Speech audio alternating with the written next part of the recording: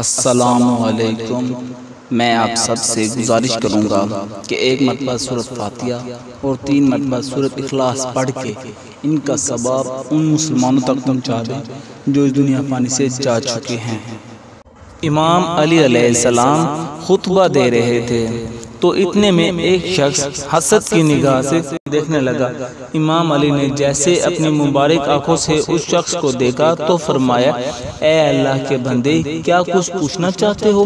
اس شخص نے عرض کیا، یا علی، پوچھنا تو چاہتا ہوں لیکن سوچ رہا ہوں پوچھوں یا نہ پوچھوں۔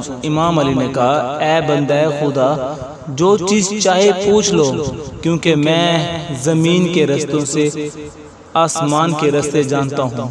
اس شخص نے عرض کیا، یا علی، مجھے غصہ بہت آتا ہے، میں دل کا برا نہیں ہوں، لیکن بس اسی وجہ سے میرے دوست رشتہ دار سب مجھ سے دور ہو گئے ہیں۔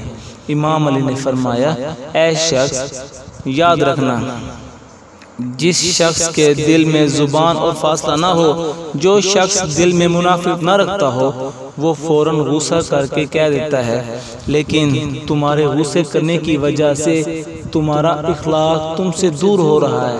اور یاد رکھنا، ہر رشتہ اخلاق سے جڑا ہے۔ اگر تمہارے الفاظ میٹھے نہیں، اگر تمہارے لہجے میں محبت نہیں، تو کوئی بھی تمہارا نہیں ہوگا۔ بس یہ کہنا تھا۔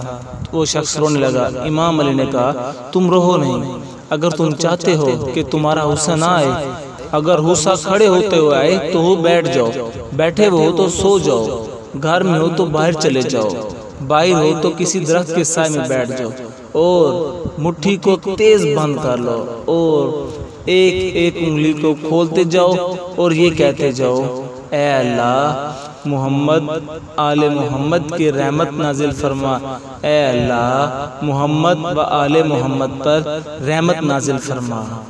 جب 5 انگلیاں کھل جائیں تو دیکھنا تمہارا غصہ ختم ہو جائے گا انشاءاللہ۔ میری ویڈیو اچھی لگی ہو تو لائک کریں، شیئر کریں، اسلام کو پھیلانے میں ہمارا ساتھ دیں۔